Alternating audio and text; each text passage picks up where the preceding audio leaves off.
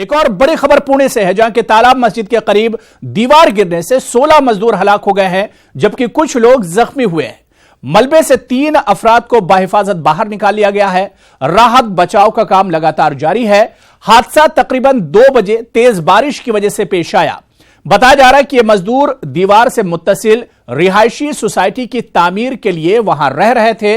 महलूकीन मजदूरों का ताल्लुक ज्यादातर बिहार और बंगाल से बताया जाता है।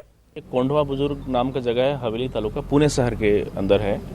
यहाँ पे जो कंस्ट्रक्शन साइट है आप देख रहे हैं, उसके बगल में एक वॉल था। Basically wall in the sense कि जो यहाँ का बेसिकली सरफेस एरिया है उसको वॉल के रूप में कनेक्ट किया हुआ है। अब ये वॉल कोलैप्स हो गया है रात में ज़्यादा पानी होने के कारण। अनफॉर्चुनेटली इसमें जो बिल्डर हैं या जो कंस्ट्रक्शन कंपनी के लोग हैं उनके लिए टीन के सेट्स बना के रखे थे। टीन के सेट्स उन्होंने बनाए थे, लेकिन ज़्यादा बारिश होने के कारण ये वॉल कोलैप्स हुआ है। तो इसमें सबसे पहली बात तो ये है कि इतनी ज़्यादा बारिश होने के कारण ये वॉल कोलैप्स होकर उनके घर पे गिरेगा, इसका अंदाज़ा कंस्ट्रक्शन कंपनी ने लिया नहीं रहने वाले लोगों ने लिया। ये बहुत बड़ा जो एक इनअटेंशन या नेग्लिजेंस है ये इसमें सामने आ रहा है। उसके कारण से इतनी बड़ी घटना हुई है। मतलब 15 लोगों की जाने जाना मामूली बात नहीं है, बहुत बड़ी बात है। तो हम फिलहाल इसमें एनडीआरएफ, पुलिस डिपार्टमेंट और हमारे जो अधिकारी हैं उनकी मदद से बॉडीज हमने रिकवर किए हैं। उसका पोस्ट 1:30 बजे हादसा हुआ अपना। रात को 1:30 बजे हम लोग सब सो रहे थे। सोने के बाद जैसे दीवार गिरा है तो उसमें सब दबेला था, मैं भी दबेला था। दबने के बाद मेरे को लगा कि अचानक बिल्डिंग गिर गया। तो फिर मैं चिल्लाने को लगा, 3-4 बार चिल्लाया जोर जोर से, कोई मेरे को बचाओ, कोई बचाओ बचाओ। तो उसमें से एक आदमी सुना कि उधर आदमी कोई आवाज़ दे रहा था। उसके बाद मेरे को और गला सूखा, मेरे को बोलने को नहीं आया। फिर वो बोला कि इधर ही है। तो वो लोगों ने मेरे को खींच के निकाला, 2-3 आदमी ने मिलकर मेरे को खींच के निकाला। फिर जब उठ के मैं देख रहा हूँ कि सबका सब आदमी दबेला है मट्टी पे अपना पूरा। 1:30 बजे रात को। आपके कौन थे? मेरा 2 भाई था उसमें, वो दोनों जो चला गया। दोनों भाई मेरा था, मेरा एक फूफा का लड़का था। टोटल कितने? ये जो घटना है बहुत दुर्भाग्यपूर्ण घटना है। रात के 2 बजे के समय ये दुर्भाग्यपूर्ण घटना हुई है।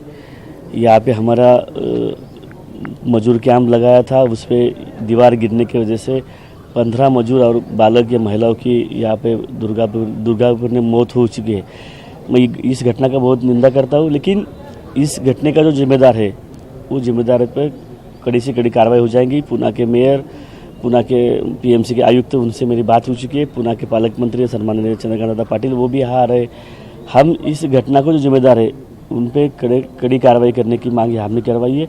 और पुणे महानगर पालिका और महाराष्ट्र शासन की ओर से जिनकी मौत इस दुर्घटना में हुई है उनके परिवार को मुआवजा देने का काम महाराष्ट्र सरकार की ओर से हो जाए।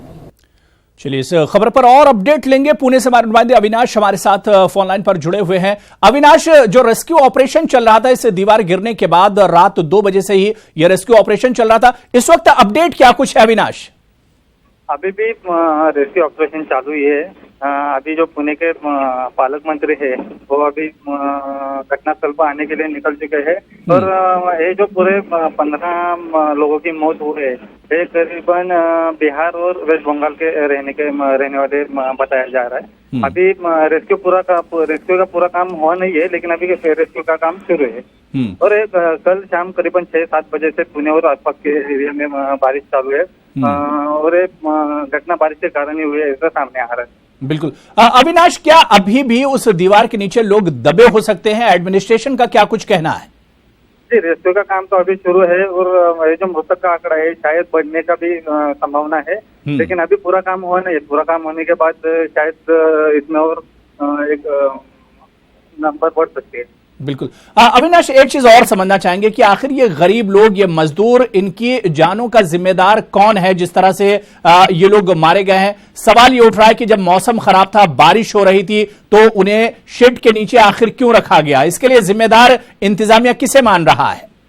घटना घटने के बाद अभी कुछ देर पहले ही पुणे के कलेक्टर ने ऑर्डर निकाले है कि जो भी कुछ इसमें जिसका भी कुछ गलती रहेगी उसके ऊपर कड़ी से कड़ी कार्रवाई करने का आदेश तो अभी दिया है। लेकिन उसमें अभी फिलहाल कौन है ये तो सामने नहीं आया, लेकिन टीम को तो कलेक्टर ने तो ऑर्डर निकाले कि जो भी कुछ जिसकी गलती रहेगी उसको सामने लाने के लिए कलेक्टर ने ऑर्डर निकाले हुए। बिल्कुल अविनाश, कितने लोगों की क्या कोई एक टोटल अब तक कोई तादाद पता चल सकी है कि कितने लोग इसमें मारे गए? क्योंकि अभी तक जो खबर आ रही है वो 15 और 16 लोगों की खबर आ रही। इसके अलावा जो इंजर्ड हैं, इंजर्ड कितने लोग हैं? और जो इंजर्ड हुए हैं, जो जख्मी हैं, उनमें लोगों की हालत कैसी है? क्या कुछ लोग बहुत ज्यादा इंजर्ड भी हैं?